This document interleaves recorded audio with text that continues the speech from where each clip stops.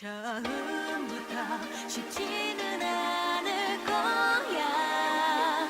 고된 하루 지친 날들 기행을 시작하는 너의 이름.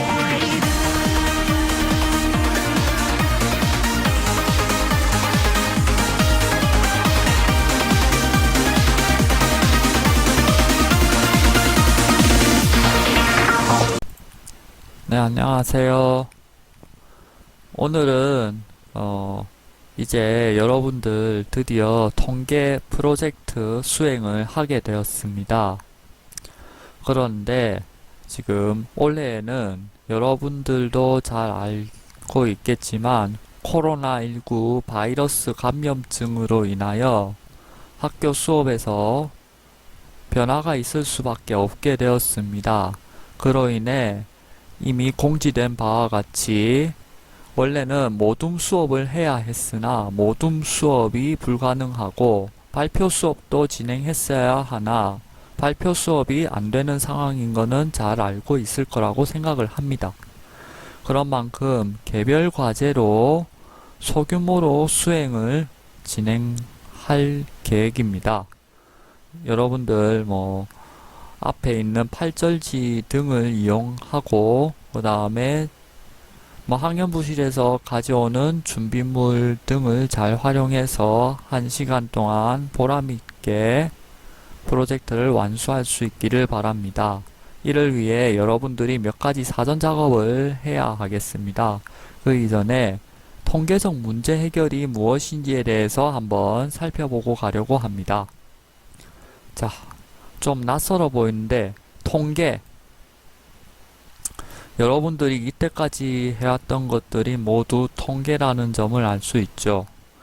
여러분들이 초등학교에서 어떠한 식물의 키의 변화라든지 아니면은 자신의 키의 변화라든지 그 다음에 자신의 줄넘기 개수의 변화라든지 이런 것들 많이 측정도 해보고 그걸 결과로 그래프로 정리를 해봤을 거예요. 또한 여러분들이 학급에서 어떤 아이돌 가수를 좋아하는지 이런 것들에 대해서도 선호도 조사를 하고 좋아하는 계절이나 놀이공원 이런 것들에 대해서 흥미있게 조사를 해보았을 겁니다. 자, 이제 조금 더 나아가서 구체적으로 문제를 해결하는 상황을 경험할 수 있게 될 겁니다. 자, 이 만화는 실제로 통계청에서 통계 교육을 위해서 사례로 제시한 내용을 만화로 재구성한 것입니다. 한번 우리 같이 보도록 합시다. 자, 가게 인테리어도 좋고 위치도 좋은데 왜 장사가 안 될까? 그래요. 그래서 컨설팅을 받아보자고 하네요. 컨설팅에 따르면은 자, 지금 시장 분석을 하고 있죠. 자, 젊은 사람의 비율이 높다. 그 다음에 1인 가구도 많다. 그 다음에 이게 문제는 이거였어 라고 얘기를 하고 있어요.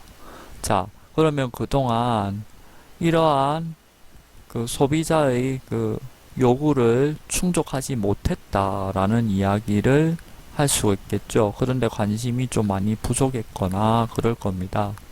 일단 삼계탕 가게에서 삼계탕의 맛이 좋아야 되는 건 너무나도 당연한 일이겠지만 공략을 잘해야겠죠. 이 주변에 어떤 사람들이 가게를 찾게 되는지를 한번 생각을 해볼 필요가 있겠죠. 예를 들어서 1인 가구면은 혼자서 밥을 먹는 사람도 많을 거라 말이죠. 특히 요즘에 코로나19 감염증으로 인해서 함께 식당에 오가는 일이 많이 없어졌을 거란 말이에요. 그런 경우는 그에 맞는 공략을 하고 변해야 삼계탕 가게도 살겠죠. 자, 그래서 그 자료를 이러이러한 자료 내용을 뒷받침하는 자료가 여기 있을 거 아니에요. 여러가지 형태로 정리한 자료를 바탕으로 결정을 했어요. 자, 뭐라 결정했나? 반개탕 메뉴를 추가한다라고 결론을 내렸어요. 그래요. 그 다음에 또 삼계탕을 배달. 이것도 좋은 전략이겠죠. 젊은 사람들이고 혼자 살고 이런 경우 삼계탕 배달되면 얼마나 좋겠어요. 편리하잖아요. 그죠? 식당까지 가는 것도 번거롭고 바쁜데 말이지. 자, 이렇듯 각종 통계 자료를 이용하니까 원하는 결과를 얻게 되었다. 이렇게 행복한 결말을 맺고 있네요. 자, 이와 같이 어떠한 문제를 포착하고 그 포착한 문제를 계획을 세워서 해결을 합니다. 해결을 하는 데 있어서 자료를 수집하는 게 먼저겠죠. 수집하고 분석하고 정리하고 그 다음에 그 결론을 그 해석한 것을 바탕으로 해서 결론을 내려줘야 되겠다라는 이야기를 할 수가 있겠습니다. 여러분들의 통계 프로젝트 또한 그러한 과정에 의해서 이루어진다고 볼 수 있겠습니다. 이렇게 통계적 문제 해결에 대해서 간단히 살펴보았습니다. 여러분들이 마음가짐을 갖는데 도움이 되었기를 바랍니다.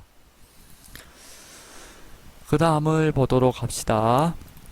자, 그러면 통계 프로젝트의 수행 단계를 구체적으로 조금 더 살펴보도록 할까요? 자, 일단 여러분들의 실생활 속으로 조금 들어가 보도록 하겠습니다. 자, 먼저 주제를 설정을 해야 됩니다. 통계를 이용해서 문제 해결이 가능할 것 같은 상황. 자, 그런 것도 있고 사람들 설득해야 되는 경우도 있을 거예요.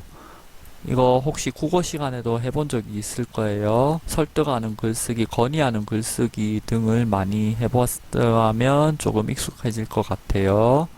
자, 그래서 좋을 것 같은 상황을 주변에서 찾아서 주제도 설정합니다. 그 다음에 궁금했거나 연구해보고 싶은 주제, 좀 흥미로운 주제 같은 것들을 고르면 좋겠죠. 이때 조사하려는 내용을 명확하게 정해야 되고 관련 자료도 잘 모을 수 있는 것들을 고르는 게 바람직하겠죠.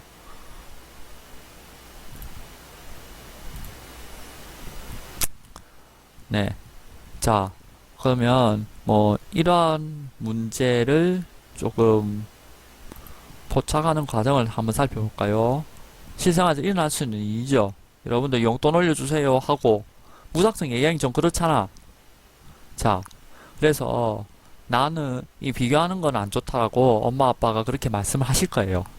하지만 그래도 자신의 말에 근거는 있어야겠고 그 다음에 상대방의 기분을 나쁘지 않게 하는 말하기도 할 줄 알아야겠죠. 자, 이제 그러면 이 대화를 살펴보러 갑시다. 은지 생일 선물 사야 되는데 용돈이 다 떨어졌어. 자, 엄마가 용돈을 좀 올려주시면 좋을 텐데 왜 항상 모자랄까? 자, 그래서 문제를 포착하게 되는 거죠. 우리 학교 학생들은 용돈을 얼마나 받는지 조사해 봐야겠어. 자, 이렇게 하면 주제 설정에 대한 문제 인식이 됐죠. 자, 그러면 자료를 아까 말했듯이 수집을 해야겠습니다. 뭐 설문조사, 실험, 그 다음에 인터넷 문헌 자료 등 이용. 자, 인터넷 문헌 자료 등을 이용할 때는 국가 통계 포털이나 교육 통계 서비스 등 믿을 수 있는 자료를 이용을 해주는 게 좋습니다. 통계청 사이트를 포털 사이트에서 검색을 하여 자신이 원하는 분야의 자료를 적절하게 찾아보고 그걸 참고하는 것이 바람직하겠죠. 그 다음에 각종 신문이나 책에서 제시한 통계 자료. 자, 이때는 언제 조사한 자료인지 등을 반드시 확인해 줘야 됩니다. 통계 보고서 역시도 마찬가지예요. 자, 기존의 자료를 이용하는 경우는 여러분들 쓰기 윤리를 공부할지는 모르겠지만 반드시 출처를 밝혀야 합니다. 예를 들면은 내 머릿속 이러면 안 되겠죠? 자, 어떠어떠한 책에서 가져왔습니다. 어떠어떠한 통계 포털 사이트에서 가져왔습니다. 등등. 아시겠죠? 자, 무엇보다 그 자료가 수집된 자료가 주제에 적절한지를 다시 한번 검토해 봐야 된다라는 얘기죠. 자, 그래서 이 자료를 수집하는 과정이 어떤지 한번 살펴볼까요?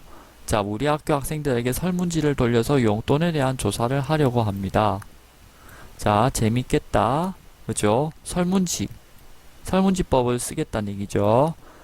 자, 설문지에서 뭘 넣을까요? 한 달 용돈 액수, 그 다음에 형제 유무, 이런 것들을 알아보겠다라고 하는데요. 그 다음에 그래서 여학생이 또 이런 질문을 하네요. 자, 좀 좋은 제안인 것 같아요. 용돈을 어떻게 쓰는지, 예를 들면은 학용품을 사는데 쓰는지, 전자오락실에 가는데 쓰는지, 컴퓨터방에 가는데 쓰는지, 그 다음에 다이어리를 꾸미는데 쓰는지 등등등 많겠죠? 네, 개인의 기호에 따라서 뭐 예를 들면 콘서트 예매를 한다든지 신발을 산다든지 뭐 많습니다. 그죠? 그런 것들을 뭐 몇 개의 범주로 묶어서 항목을 정해서 질문지에 제시를 하면 되겠죠. 네. 자, 그 외에도 많은 조사 방법들이 있습니다. 그러면 그 다음 단계 한번 살펴보도록 할까요? 자, 그 다음 단계 자료 분석 한번 해보도록 하겠습니다. 여러분들 동그라미 프로그램 아직까지 익숙하지 않은 친구도 있겠지만 뭐 잘한 친구들도 많을 겁니다. 잘 모르겠으면 시간이 남을 때 친구에게 도움을 받아서 문제를 스스로 해결할 수 있는 경지에 이를 수 있도록 합니다.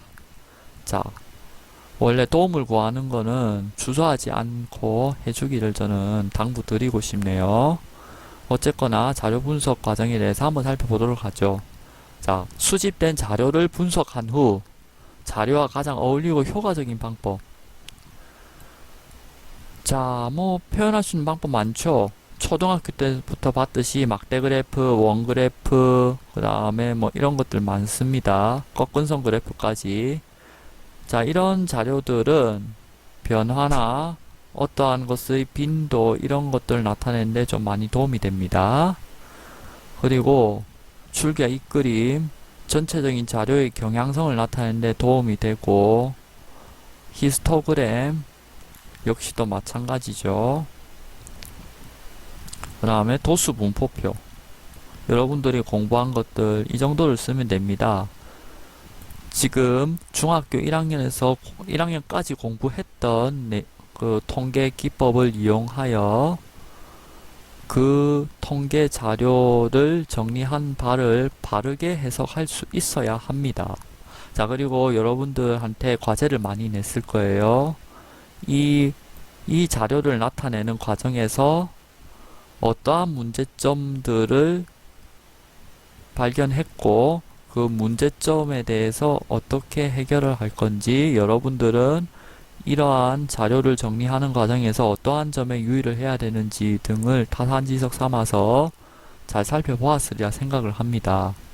여러분들 수행 과정에서 저는 이러한 면들을 잘 보도록 하겠습니다. 통계 포스터가 가진 다른 점이죠. 탐구 보고서들과 다르게 이러한 시각적인 통계 그래프들이 많이 등장한다는 겁니다. 자, 이 그래프들로 자신의 의사를 적절하게 표현을 했느냐, 그걸 저는 보도록 하겠습니다. 그 다음에 정확하게 왜곡되지 않게 표현해야 됩니다. 그리고 자료의 성격에 따라 가지고 상대도수 나타내는 게 정확한 경우가 있을 수도 있습니다. 도수는 많은데 상대도수는 오히려 더 적은 경우가 있죠. 그런데 이게 몇 퍼센트를 차지하느냐, 이런 것들이 더 중요한 경우가 있잖아요. 그런 경우들은 상대도수에 대해서 분포를 나타내는 통계 그래프를 주면 될 것 같습니다. 예를 들면은 용돈에 대한 만족도는 막대 그래프. 자, 용돈을 쓰는 용도는 원 그래프로 정리. 이렇게 하면 무난하겠죠? 자, 그래서 결과를 해석해야 되는 단계에 이릅니다. 앞에까지 과정도 중요하지만 이 결과 해석 단계에서 참신함도 선생님은 좀 많이 평가를 하고 싶습니다. 자, 해석하는 과정에서 비약은 없었는지, 처음 설정한 주제와 맥락에 맞는 결과인지, 자, 그렇다고 해서 여러분들이 결과에 맞지 않는 자료가 나왔다고 해서 자신이 생각했던 결과를 끼워 맞추거나 하는 일은 없어야 됩니다. 여러분들 과학 실험에서 실패를 하는 것도 하나의 공부이듯이 이것도 마찬가지입니다.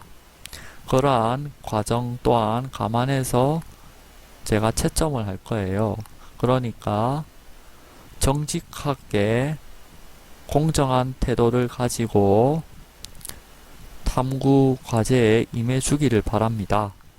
저는 그걸 여러분들에게 바라고 싶습니다. 뭐 화려한 통계 기법이나 시각적 효과 이런 것들도 좋겠지만 그 이전에 여러분들의 참신성과 뭐 솔직함을 좀 많이 보고 싶어 해요. 자, 그래서 이제 도수분포표를 보니까 내 용돈이 적은 게 맞구나. 그러면 설득력 있겠죠. 자신의 주장. 엄마한테 이렇게 설득을 하게 되는 거죠. 자, 이 통계 자료를 좀 보세요 하고 통계 자료에 근거해서 논리적으로 설득을 하게 되는 상황이 보입니다. 사실 뭐 엄마라는 말은 안 쓰는 게 좋다는 말도 있는데 뭐 써도 그렇게 저는 개인적으로 크게 문제될 건 없다고 생각을 합니다. 여튼 자, 원그래프를 보니까 그리고 또 원그래프를 가지고 해석을 하죠. 용돈을 주로 군것질과 친구 선물 사는데 쓴다. 그죠? 비율이 높다거나 이런 경우 있죠. 원그래프 비율은 어떻게 나타내는지 알죠? 자, 전체 360도 분에서 360도가 있으면은 그 중에서 몇 퍼센트가 해당이 되는지에 따라 가지고 중심각이 결정이 되겠죠. 그 계산하는 거는 비와 비율, 비례식 등의 지식을 이용해서 잘 계산을 해주기를 바랍니다. 물론 동그라미가 다 해주긴 해주겠죠. 그래도 기본적인 원리는 잘 알고 가기를 바랍니다. 자, 여기까지 단계에 대해서 대략적으로 살펴보았습니다. 그러면 이제 여러분들 탐구활동지 간단하게 살펴보고 마무리를 짓도록 하겠습니다. 자, 여러분들 주제를 선정하면은 주제 선정의 후보를 여러분들 몇 개를 정해둡니다. 그 다음에 주제 선정한 이유에 대해서 이제 여러분들 나름의 이유를 적어보도록 하고 조사할 내용을 기재해 보도록 합니다. 그 다음에 자료를 수집하고 입력하는 거는 뭐 어떻게 하면 되느냐 이에 대해서 간략하게 설명을 하고 있는데요. 자, 어떻게 조사해야 될까 얘기를 하죠. 자, 과자의 영양 성분표 확인. 그러면 편의점에 간다. 인터넷 조사한다. 자, 편의점에 없는 과자는 인터넷으로 조사. 편의점에 있는 과자는 직원분께 조사 목적을 말씀드리고 양해를 구한다. 맞죠? 이렇게 조사를 진행을 하고 그에 따라서 자료를 수집합니다. 수집한 자료는 뭐 아까 말한 동그라미나 뭐 이지 통계 등에 넣으면은 결과가 쫙 나오겠죠. 자, 그래서 뭐 여러가지 방법에 대해서 앞서 이야기를 했고 설문조사 이러이러한 문항으로 작성을 하면 되겠다라는 예시를 하나 언급하고 있습니다. 그래서 문항을 작성합니다. 그 다음에 그걸 바탕으로 앞서 말했듯 정리를 잘 해줘야겠죠. 그리고 정리한 결과를 해석하는 데 대해서는 아까도 언급을 했듯이 여러분들의 참신성과 정직함 모두를 볼 거예요. 그러면 이제 쭉 그 포스터를 이제 제작을 해서 여러분들의 모습을 보여줘야겠죠. 여러분들의 결과에 대해서 잘 할 수 있을 거예요. 자, 저는 그래서 결론적으로 이러이러한 점들을 평가할 거예요. 프로젝트에 필요한 자료를 여러가지 방법으로 잘 정리했다. 이걸 볼 거고요. 그 다음에 신문이나 포스터. 그 다음에 수행을 위한 계획, 정보 수립 등의 과정에 적극적으로 임했는지, 자료 및 정리 해석이 어떻는지에 대해서 여러분들의 나름의 기준을 가지고 평가를 해주기를 바랍니다. 그 다음에 선생님도 평가를 할 거예요. 자, 자료의 수립 대상 및 방법이 적절했느냐를 볼 거예요. 예를 들면 이런 식으로 하면 안 되겠죠. 한 번 더 환기를 시켜드리자면 예를 들면 여러분들 스마트폰 사용의 행동 그 경향성에 대해서 이야기를 하려고 합니다. 그걸 여러분들 신덕중학교 또는 아무중학교 1학년 학생이 이제 학생을 대상으로 조사를 했어요. 자, 조사를 그렇게 하려고 하는데 1학년 학생을 대표하는 그런 수집이 돼야 되지. 특정, 예를 들면 축구부 학생만, 자기 아는 친구만 이렇게 하면은 조금 그 믿음직함이 좀 떨어질 수가 있습니다. 그렇기 때문에 치우침이 없도록 자료 수집을 잘 해줄 수 있도록 하기 바랍니다. 그 다음에 통계적 개념에 대해서 우선적으로 바르게 이해를 하고 있어야겠죠. 단원평가나 중단원 학습 점검에서 발견한 부족한 점은 보완해서 프로젝트에 원활하게 임할 수 있도록 합니다. 그 다음에 주제와 관련돼서 해석을 잘하는 것, 이것 좀 많이 볼 거예요. 그 다음에 선생님 의견 달아주도록 하겠습니다. 갑자기 모둠 과제를 하려다가 개별 과제로 바뀌어서 여러분들도 좀 많이 당황스러울 거예요. 하지만 그 점 감안해서 시간도 부족하고 이런 점들 감안해서 제가 채점을 진행하도록 할 겁니다. 그러니까 너무 걱정하지 말고 최선을 다해서 여러분들이 배웠던 것을 바탕으로 며칠 동안 프로젝트에 앞선 준비를 잘 해주기를 바랍니다. 그러면 프로젝트 실시할 때 만나도록 하겠습니다. 긴 시간 집중해 주셔서 고맙습니다.